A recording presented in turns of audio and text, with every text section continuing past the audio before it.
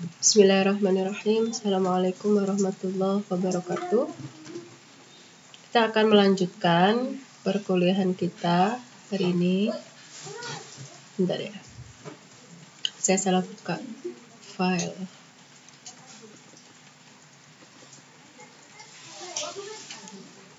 Yaitu tentang komposisi tanah ya. Masih melanjutkan yang sebelumnya. Cuma sekarang kita masuk ke materi konsistensi tanah gitu ya.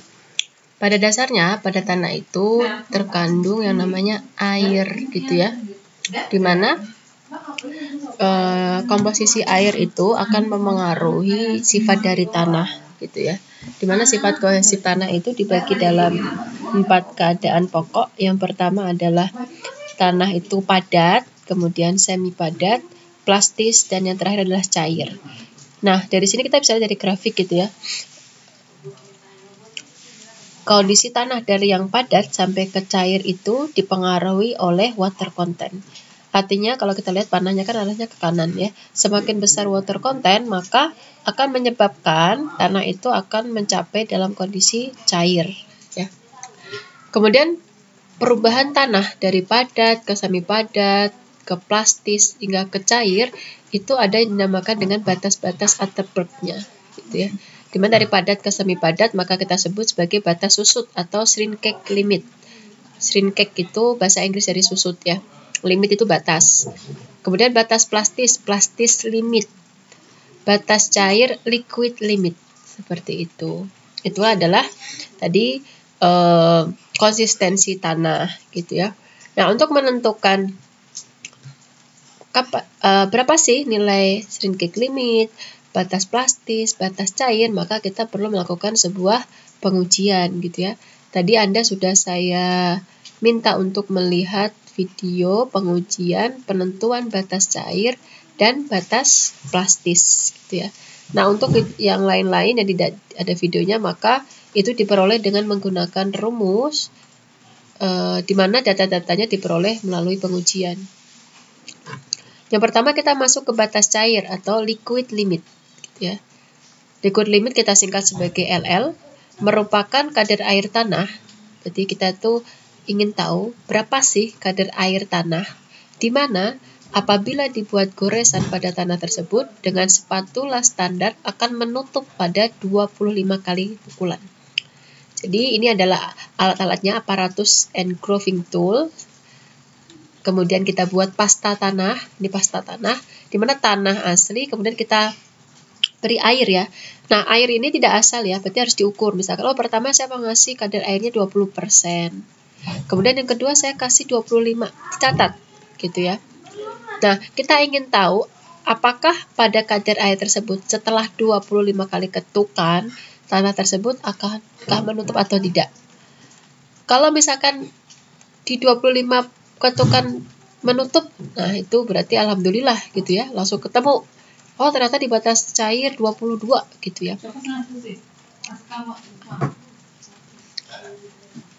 Nah, kemudian kalau meskipun pada kenyataannya ternyata untuk pengujian batas cair ini tidak cukup hanya sekali ya, minimal 4 kali. Karena pada kenyataan tidak mudah gitu ya untuk tepat pas 25 ketukan tanah yang kita gores ini akan menutup kembali gitu ya, bahkan sampai berulang-ulang kali, bahkan sampai nggak ketemu pun bisa.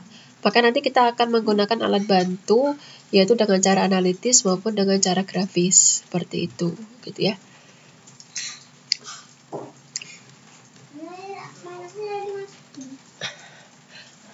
Untuk melakukan uji batas cair, pasta tanah tadi, pasta tanah itu artinya tanah dikasih air ya, jadinya pasta.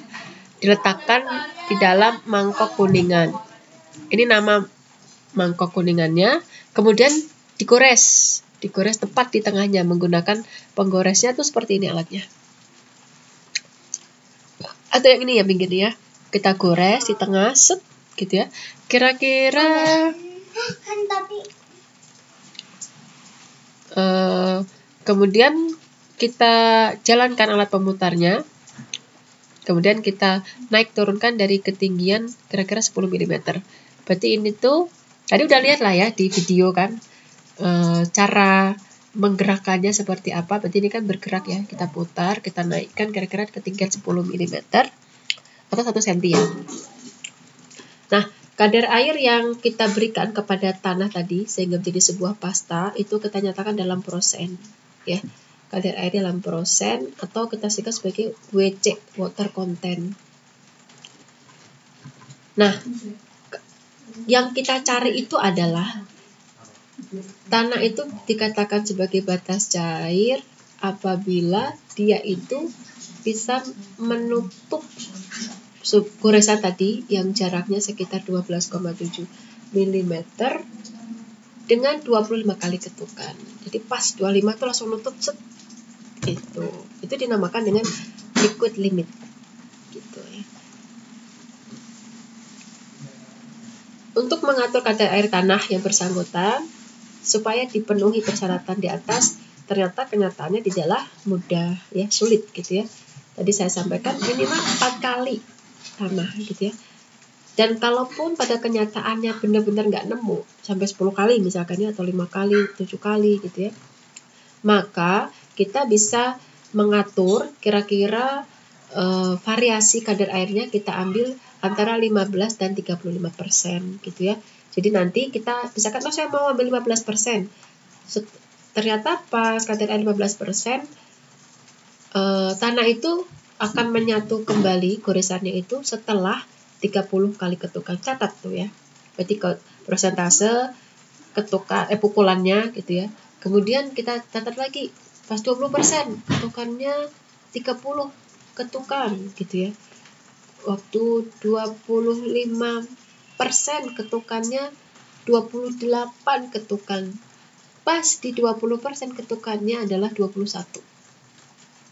Nggak nemu dong 25. Kayak gitu ya. Tidak masalah, catat aja dulu data-datanya gitu ya. Kemudian kita bisa mencarinya dengan menggunakan cara analitis maupun menggunakan cara grafis gitu ya. Kalau cara analitis seperti ini. Ya, kita bukan indeks aliran. Seperti ini ya. Maaf ya, tadi rumusnya kita masukkan kadar airnya gitu ya. Kita cari. Kemudian adalah endingnya kita menggunakan rumusnya ini ya. Liquid limit sama dengan WN. Berarti kita pilih salah satu. Pilih yang mendekati 25 ketukan.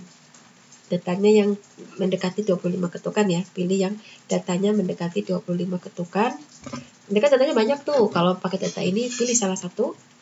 Kemudian WN adalah kadar air. Misalkan ternyata tadi di kadar air 25% ketukannya 27. Kan deket tuh sama 25. Ambil yang itu. Kemudian N-nya adalah tadi. Ternyata dia menutup di ketukan 27 per 25 tan betanya adalah 0,121. Meskipun perlu dicatat bahwasannya tidak semua tanah itu punya harga tan beta itu 0,121. Cuma untuk latihan kita anggap semua tan betanya 0,121. Itu cara analitis. Kalau cara grafis, maka kita buat grafik gitu ya.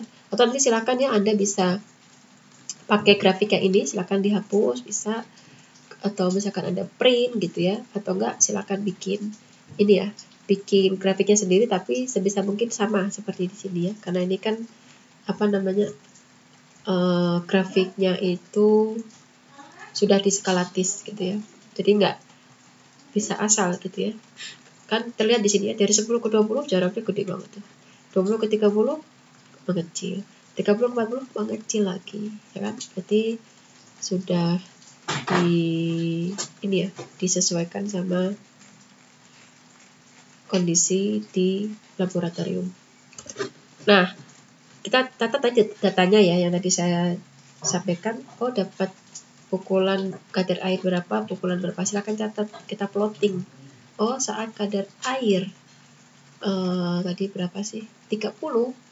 Ternyata ini maaf ya, 10. Misalkan 35. Kadar airnya ternyata di sini aja kita ikutin aja ya. Misalkan di kadar air, kalau ini kita lihat kira-kira berapa? 48%. Ternyata ketukannya adalah 18. Catat gitu ya. Titik. Saat 44 kadar airnya coba pukulannya adalah 22. Saat 41 kadar airnya adalah 26 misalkan. Saat 39 kadar airnya adalah 31. Plotting semuanya ya kan, titik-titik. Kemudian kita tarik garis yang mendekati keempat titik ini sehingga semua tersentuh oleh garis. Nah, dengan bantuan garis ini kita bisa mencari, oh saya ingin tahu pada ketukan 25.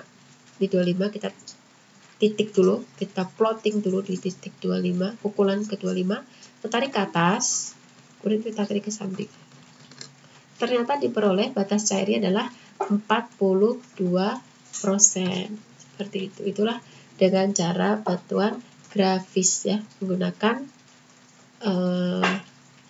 kurva aliran penentuan batas cair lempung berlanau. Seperti itu. Kemudian yang selanjutnya adalah menentukan batas plastis atau plastis limit ya.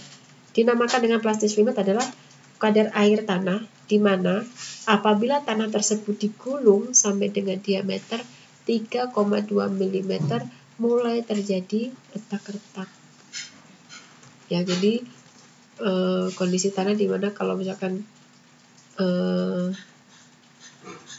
tanah itu digulung gitu ya sampai kedalaman diameter ya, maaf, jadi ada alat semacam stick gitu, besi itu sebagai acuan untuk membuat tadi berarti kayak bikin cacik gitu ya, dibulet-bulet gitu, apa sih ya, kayak orang ini ngelinding kertas arisan gitu, tapi ini kan tanah, tapi ukurannya harus sama seperti tadi stick ya yang diberikan, yaitu diameternya kira-kira 3,2 mm. Nah, saat kondisinya itu persis seperti stick dan dia mengalami pecah-pecah atau retak-retak, disitulah dikatakan tanah tersebut mengalami ada data, diperoleh data plastis limit gitu ya. Artinya ada perubahan ya dari plastis ke semi plastis. Kemudian indeks plastis dilambangkan dengan PI atau IP, boleh juga beda antara bahasa Inggris sama Indonesia aja ya. Rumusnya adalah liquid limit dikurangi dengan plastis limit. Indeks kecairan, nah indeks cairan namanya juga kecairan tadi yang terakhir ya. Rumusnya adalah LI, liquid index, rumusnya adalah water content dikurangi plastik limit per indeks plastik. Kalau tanahnya terletak kecairannya itu lebih dari 0,1, maka berada di daerah plastis. Seperti itu. Nah, ini intinya ya, sketch saja seperti ini, dari solid, semi solid, plastis, cair, sama tadi seperti yang di awal. Ada juga namanya aktivitas. Dinamakan aktivitas karena merupakan kemampuan mengembang dan suatu tanah lempung. Jadi tanah itu mengalami pengembangan gitu ya. Dari sini kita bisa lihat bahwasannya berbeda jenis mineral lempung maka aktivitasnya pun akan berbeda. Nah, untuk latihan silakan kerjakan tugas pada slide ini ya, materi terakhir. Jika ada pertanyaan, boleh silakan ditanyakan di grup. Terima kasih. Assalamualaikum warahmatullahi wabarakatuh.